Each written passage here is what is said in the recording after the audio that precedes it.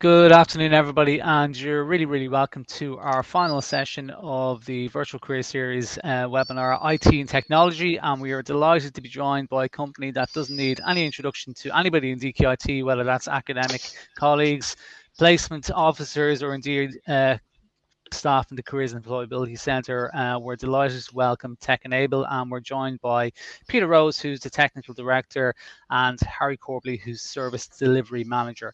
tekenable are a huge part and partnership of DKIT. They've been hugely supportive, as I said, of placement students and of providing graduates with excellent opportunities starting out on their career journey. Peter himself has been a huge support around program development over the last number of years. So we really do feel that tekenable are a really valued industry partner of the Institute, and we're delighted to welcome you both here again for today's session. So Peter and Harry, really welcome, and I'll just open up this presentation and you guys can kick off. Thanks very much, Anthony. And thanks everybody for taking the time to join us. Just I suppose a little bit of background just around me. I started in IT about, I don't know, must be 35 years ago, something like that. And I started from a college exactly like DKIT in the UK. I got my first break in a organization as an intern doing testing during the third year of a 4-year degree in IT, and then I joined that company when I finished my degree and stayed with them for the next 10 years. So I was very convinced of the value of taking people in from organizations like DKIT, and indeed you've proven the worth of that organization over the years when we've been taking graduates and interns from you. So thanks, Anthony. So a little bit about ourselves, the inevitable introduction. Obviously the two people on the call you can see here, Harry and myself. Harry's our service delivery manager. I'm going to give a bit of an intro to the company, hopefully not too boring, and then Harry's going to go through some of the details of the type of work that you might get involved in. So I'll move on. Quick history. We were set up in 2002. Don't panic. I'm not going to read out every slide to you, just give you an overview. I'm sure you have a look back later if you're interested. 2002 we founded, 19 years ago. Myself and my business partner Nick founded the company.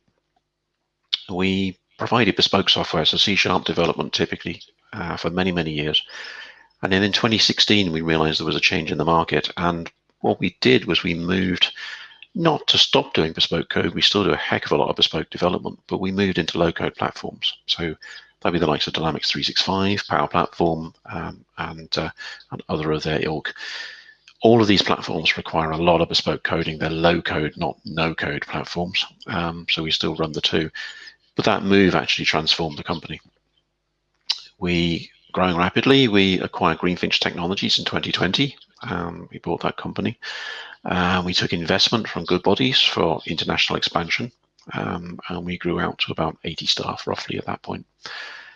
2021, we come off the back of COVID. COVID was very good to us in terms of business opportunities. Lots of companies wanting to digitally transform, lots of requirements for IT services and processes. We added more low-code capabilities with Business Central, which is an ERP, and we added Salesforce to the company as well, which I'm sure many of you have heard.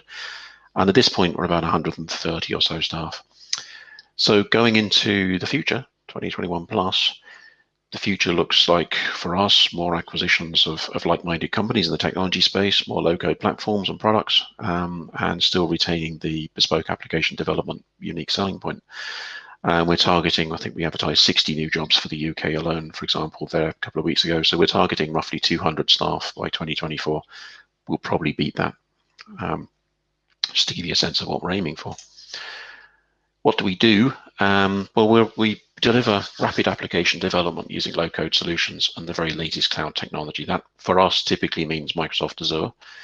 And we typically do that for large-scale enterprises. So we don't work with the Jan's flower shops of this world. We work with the larger organizations, the insurance companies, the banks, some examples I'll give later on, actually some logos which will help you. We're based in Dublin.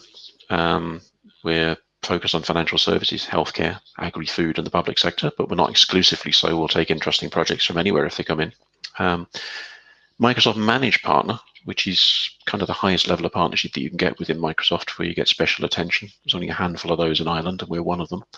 And we're Business Applications Partner of the Year for Microsoft, of which there's only one, and that's us. Right. So Deloitte Fast 50 listed for the last 2 years in a row, hoping to make it a third year, but for a 19-year-old company, that's actually quite an achievement and really does show how fast we're growing across the space. ISO certifications, important to us. We're quite formal in what we do. We've 9001, which means we've really well-defined processes for how we deliver projects. And if you can repeat the same path and repeat the same sort of process each time you do a project, the idea is you get the same outcomes, successful outcomes.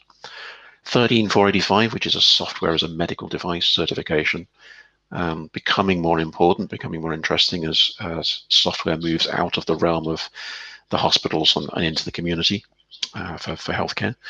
And 27001, which is the top information security certification for companies. So our cybersecurity is extremely important to us in all we do. Just a quick flash around our locations. These are all the office locations we have at the moment.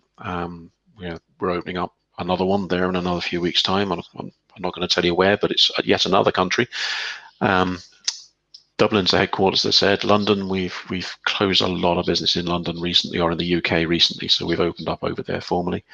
Spain is nice for anybody who wants to go on holiday. Hungary, unusual destination. Islamabad, even further flung if somebody wants a really exotic holiday. And Dubai, well, lots of people go to Dubai.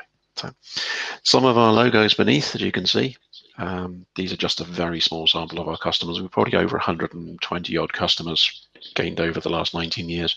Most of them stay with us when they've actually worked with us, which is really good. Just to move forward, in terms of services then, so the services that we provide fall into 6 broad categories. The top left is the low-code one, Dynamics 365, Salesforce, what we call next generation business applications. The middle top, digital systems, that's digital transformation consulting. We have a very well-defined consulting methodology that we follow to help businesses transform how they do things.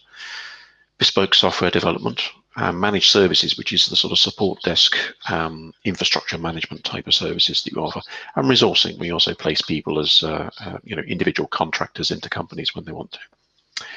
The top right there, AI and machine learning. We do a fair bit of process automation, robotic process automation, machine learning, augmented workforce type stuff, some of the more modern AI type services, usually as part and parcel of a bigger project. If I go to the bottom left, this is our cloud expertise. So we really are first class. We're Microsoft Gold partners for Azure Cloud.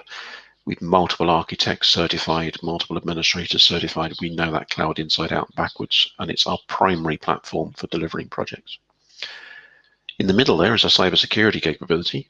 Everything we do is done using a secure development approach, and everything is done with a governance, risk and compliance hat on. So the systems that we build, our customers expect them to be secure. It's not a plus, it's not a bonus.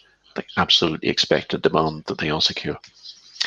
And then on the right-hand side, we run an innovation team, which generates a vision for the future in terms of what things could look like for our customers. We do research and development, which is peeling back the marketing layers around new products and figuring out what they're really good for, what they really can be used for, and where the pitfalls might be. And product development, we have our own suite of products that we sell into the market as well. So we have teams working on delivering and designing those. Just some highlights, just to give you a sense of the type of customers that we're winning. So over in the UK, we're completely digitally transforming horse racing, working in conjunction with the British Horse Racing Authority, which is the regulator, and Weatherby's, who are the current administrator of horse racing.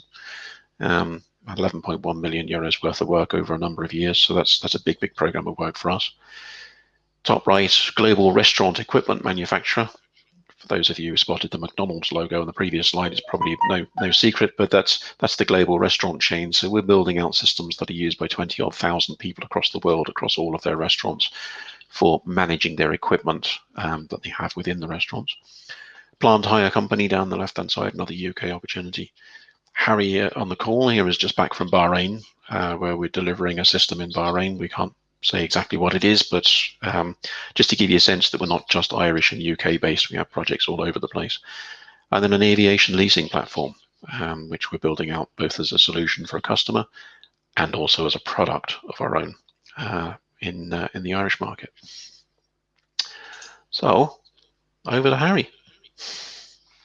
Okay. Uh, so I'll just probably tell you a bit about myself first, like Pete did. So similar to Pete, I went to DIT, Angel Street, in Dublin. It's now part of the new combined colleges. I think they've changed the name of it.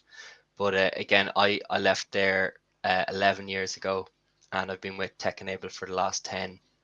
So again, I started. So as I speak through these functions, I've kind of worked in all the functions over the years, and now become the service delivery manager in the platform space, which is the highest expanding area of the company right now.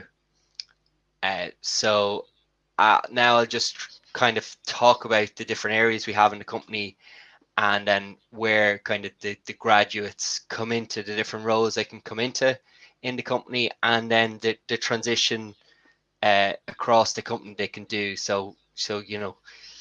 Jordan Dowd, I think, is the last person that's coming from Dundalk.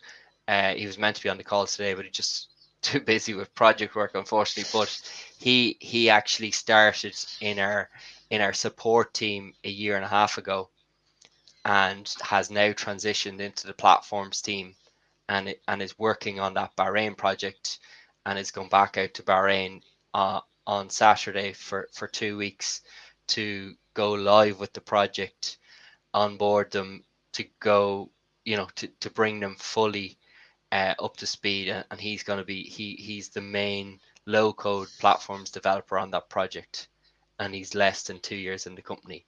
So I think him and many other people's stories from Dundalk have why our links to Dundalk College are getting greater and greater, because we've just more and more success stories.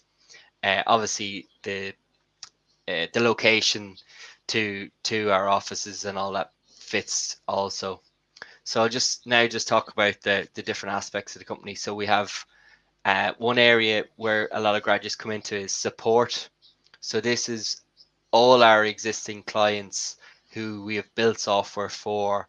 We have to ultimately support their product going forward. So, the product could be 6 months old, it could be a month old, it could be 10 years old.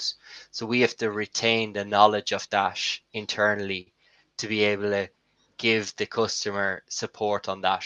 So obviously, there's it's not completely, people might see it as, oh yeah, you're just supporting something you've done before, but obviously we have to retain the knowledge. So when people leave the company, we have to say, well, you were working on X project, so you have to hand that over to the next person. So support is a huge area of our company, and it's ever expanding because we're always doing new projects, so which leads to a bigger amount of support. It's probably, sometimes people see it as it mightn't get as much love internally, but it's actually a hugely important part. And if you build a product and the customer is not happy with the support, they're not going to do the next project. They're not going to do the next project. So it's really, really important part. And lots of our graduates have started in this area of the company, including myself, and it's really important. Uh, then there's obviously the platform space, which I'm leading. Uh, it's obviously, as Pete has said, transformed the company. As everybody knows, software and technology goes through life cycles. So when Pete started back, I won't go back through how many years, but we were talking about maybe uncompiled code back at C sharp, or even before that. No, sorry, C plus plus, and now then we went into the next generation of the uh, compile code, and now we're getting into the no code, the low code, where we're actually developing on top of a system that's already there, and we're enhancing that system. So people ultimately want things faster. Uh, the one of the biggest projects we've had over the last year or two is the HSE, the COVID tracking portal, which we built in a week, the first iteration in a week. So 10, 15 years ago, there's no way you could go from being in someone's office to having a system in place within a week. But that's what we've been able to do with the low-code platform. Now, what we did in a week is not what's there now. Every month or every few weeks we iterated and added enhancements to it, and the likes of the text messages to say if you're positive or negative comes from that system using Twilio integration. So it's an ever expanding low code environment, and that's what we do for lots and lots of our customers. If you go back to the previous slide, Pete has mentioned, I think nearly all of them projects bar one is on the Power Platform, the low code Microsoft platform. So again, an amazing area. People are coming from support, from BA into the platform space who have little or don't have even a full IT degree, and they're able to really benefit the company. So we obviously having an IT degree is good, but it's, if you're competent in the area and you want to get into IT, the low code platform is a really good entry point also. So we obviously have the BA, the business analysis unit, which is obviously important. If any people on the call doing college projects, you have to figure out what is needed before you write your code, whether it be high or low code. So it's always a big part of the team. Obviously, people from the platforms team or from the other divisions, like the high code divisions, can always come across and do some BA work, but we have a dedicated BA team. Again, some people come from an IT degree and go into the BA space because they're better at seeing requirements, they're better at seeing the detail, but maybe they're not really that into writing a line of code or configuring a platform. They like IT, but they like the high level practicalities of it. And again, people have moved from BA to platforms or from platforms back to BA. So, them roles can be quite fluid as the years go on. Quality assurance, obviously testing. Again, this has gone from being a small part of the team to being a really, really big unit and a really, really important unit.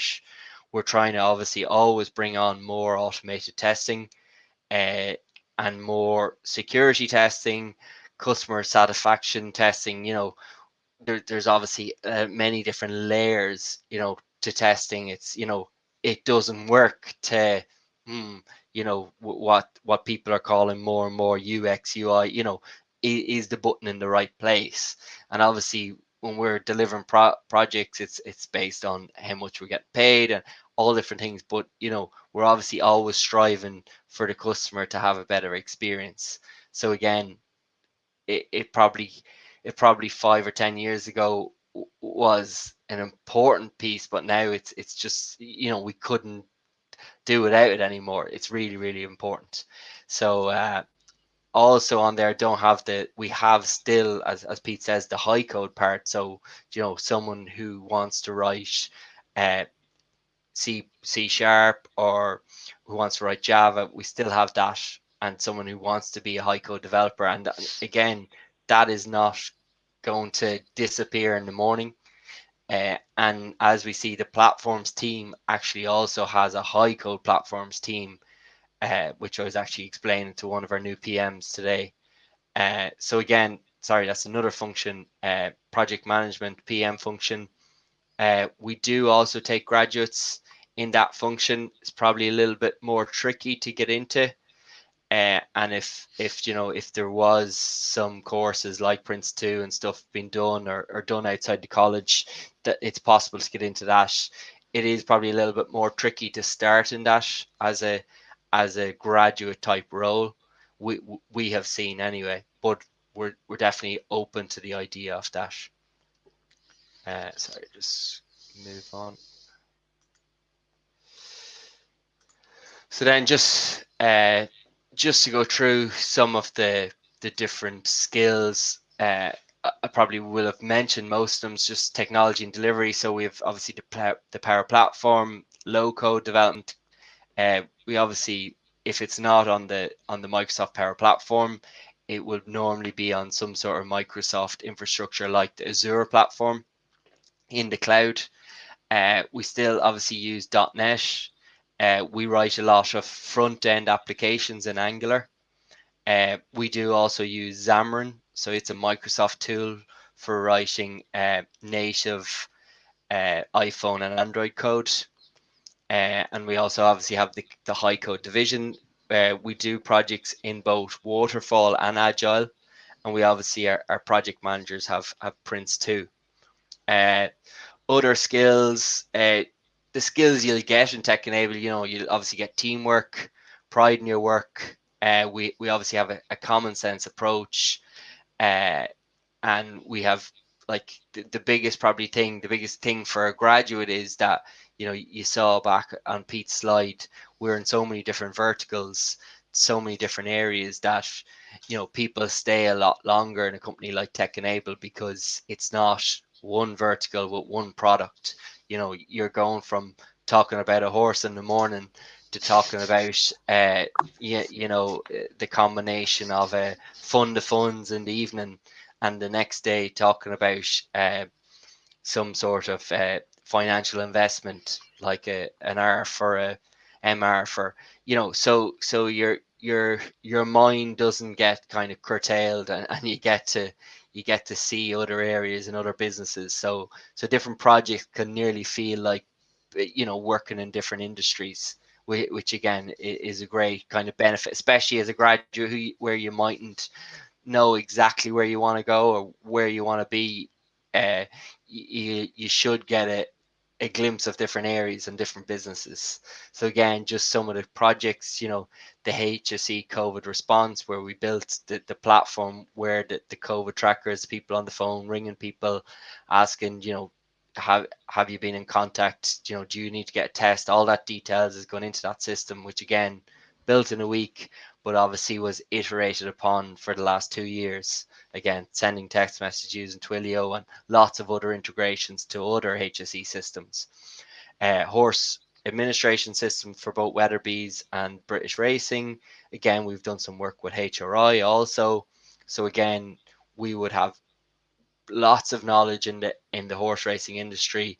And again, some people who might like IT and horse racing might say, well, now I'm getting this, mightn't even feel like my job because I love horse racing and I'm doing that at work as well. Local government stuff like the voter.ie we built for Dublin City Council, and insurance and banking.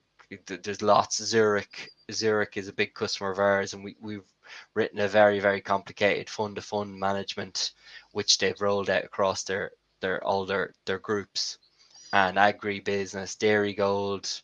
So again, I'm from a farming background myself, and one of my first ever projects, we did a milk app for Dairygold, which they still use today, showing the farmer the pickups off the tank and what the different measurements of their milk are and the total liters and all that. So again, the total variation of our work and how we can see it impacting on the companies is what makes people stay and makes people enjoy their work and take pride in their work and their company. It's one of the things I've always liked over the years, Harry, working in a software house as opposed to a product company. The product company, you get to be an expert in that product and only that product. And you can find yourself siloed very easily and left behind by the market where your skills aren't transferable. Mm-hmm. Working with a company like ourselves, where you're into lots of different industries, apart from the fact that if you're a nosy bugger like me and you like understanding the insides and behind the scenes of things, I mean, like I've been out in Garda cars chasing uninsured vehicles, for example, under blue light, because we're testing a system that identifies uninsured vehicles, right? So who gets to ride in a Garda car under blue light for testing systems? Me, right? Yeah. Who gets to go to Bahrain to look at race management systems? Harry, and Jordan. It's such a wide range of different things that is never boring, and you're never stuck on the same project for years on end and wondering where this is bringing you. And then because we have to keep pace with the market in terms of the technical skills we use, there's always new things that you have to learn. There's always new stuff that you keep a pace with. So while we're not necessarily on the absolute bleeding edge, we are definitely keeping pace with the new trends and the new commercial trends, the new technical trends, all that, because otherwise we wouldn't still be in business. So it's that variety, that change, and that challenge, and it's not for everybody. Some people prefer to have a quiet day and they sit in the office and they know exactly what they're going to do all day, and it's the same every day.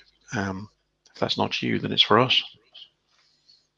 Yeah, and probably my last input now is just in terms of personal development for the graduates. We do Microsoft exams, so every person in the company has the opportunity to do many Microsoft exams, which again the company pay for, and again you get to add them to your CV, which then makes you more experienced and more employable.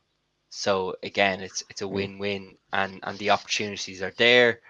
And again, both parties are winning on that. Yeah. Brilliant.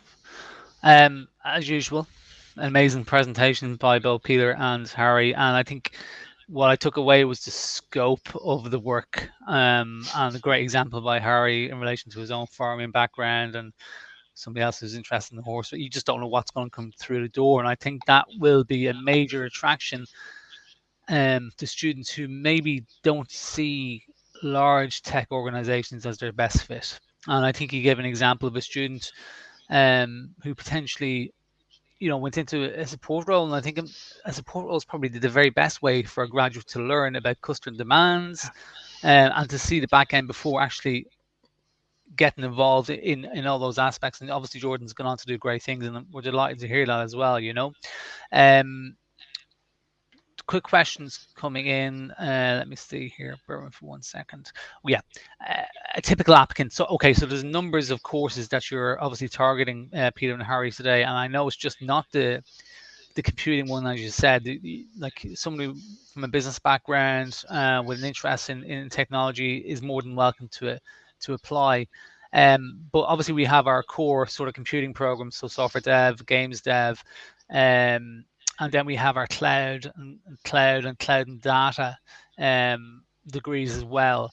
If you were a final year student on any of those programs, where would your best fit be within tekenable, do you think? So if you're, say, from a cloud background, and obviously you said that's the growth area, but have no interest in ones and zeros or even low code, is there a position at tekenable for you? Yeah, it would be. It's less about what course you've done. I mean, I do appreciate these courses are challenging and difficult to get through, but what they really prove to us is an ability to think and reason about things and an interest in the space, right? We do not expect graduates to come out of DKIT or anywhere fully fledged developers, BAs, analysts, project managers, whatever they might be. So we're really hiring for ability rather than predefined knowledge. We can teach you how to write C# code. We can teach you how to use low code platforms. We can show you how to be a BA, that sort of thing. Yeah. So I wouldn't be overly concerned about what the person's background was. It's more the ability. The ability. And for students who may not be unaware or aware, and I'm conscious that there's probably numbers of students from not on a technical program, but low code, effectively, if you've used WordPress, if you've used MailChimp, if you've used any of those programs, that's pretty much the starting base from a low code perspective. So you may already be doing low code without realizing it. Yeah. It's the configuration of a tool. So the low code platforms we use are very wide and very complex, and there are lots of things they can do, but you make them do it by configuring. So you build forms for data capture by dragging and dropping fields onto a palette and moving them around. You build validation rules by ticking boxes and saying, this is a date and it must be before the start date and after the end date. And, you build workflow by drawing it visually on a workflow designer. You design reports by drag and drop and so on, right? So that's low code. It doesn't imply that it's less complex or less challenging. It just means we can deliver more quicker for the same amount of money. Yeah. Question for you. Sorry, Harry. The basis of everything is really logic. If you get logic, you don't really have to have necessarily done an IT degree, but if you get if else, if you get yes or no, if you get logic, it's workable. I think people sometimes have this misconception that IT is based on maths, so quants and stuff like that. It's not based on you got an A, you got an A in honors maths or something that you can do. It's if you get logic, and if an if else, if that makes sense to you. Problem solving, yeah. Yeah. Logic is key. What I always say to people, if you can understand that, so we give you a toolbox of tools to use and a problem to solve, and it's being able to have the kind of brain that looks in the toolbox and says, oh, I've got a hammer, I can use that to hit a nail. A screwdriver, I can use that to screw the screw in. So I'm going to hit a nail and screw a screw in, and that solves the problem. Brilliant. Right. Yeah, makes sense. The next question I have is maybe for you, Peter, and probably Harry, and it's around, what does an exceptional application look like from your perspective? So what does a good candidate look like? I'll let Harry answer that because he does all the interviewing and stuff. I don't. Okay. From a graduate, I actually care as much about your roles or your jobs you've done outside of college. Stuff like I work in my local pub and I lock up and I bring the money for the till to the bank or something like that. That for me is just as important, that your responsibility. It's very hard from a graduate role to say, oh, because you got top of your class or because you got this, that you're going to be really good. So the outside, the other work and the other things you've done in life, to me, is just as important at a graduate level. Obviously, you have 5 or 6 years experience in the industry, you're focusing on that. But at a graduate, you're just trying to figure out if the person is responsible and able to, do what they're asked, really. That's I'm a bit different to most people, but I look at that just as much as anything. Perfect. Enthusiasm, I think, as well, Anthony. Sorry, just to add to that. I agree with what enthusiasm is really, really important. If you're enthusiastic about it, something will take you a mile. Yep. Really good advice. And for any students applying to tekenable or any other role, I think that they're really, really good takeaways. Another question in here. No, it's just Catherine saying, fantastic insight into true diversity work of tekenable. Great presentation. So on that note, it's 3 minutes past 1:30. We are cutting into your lunch, Peter and Harry. I know that you're probably starving. We just want to say a massive DKI thank you again for everything that you do. Across the board, really supportive of everything that's happened here at DKIT. Thanks so much for being part of our virtual career series again. And Peter, will keep in touch with ourselves in relation to graduate opportunities as they come in, because I know you're hiring all year round, and we're happy to circulate around to the students. For anybody watching on demand, you'll be able to get Peter's details and Harry's details off ourselves in the Careers and Employability Centre. And of course, we're here to support you in any way we can in any of your applications to tekenable. So without further ado, we'll let the guys go and get their lunch. Thanks so much again, and we'll see you soon. Perfect. Thanks, guys. Thanks a million. Bye-bye. Take care. Bye-bye.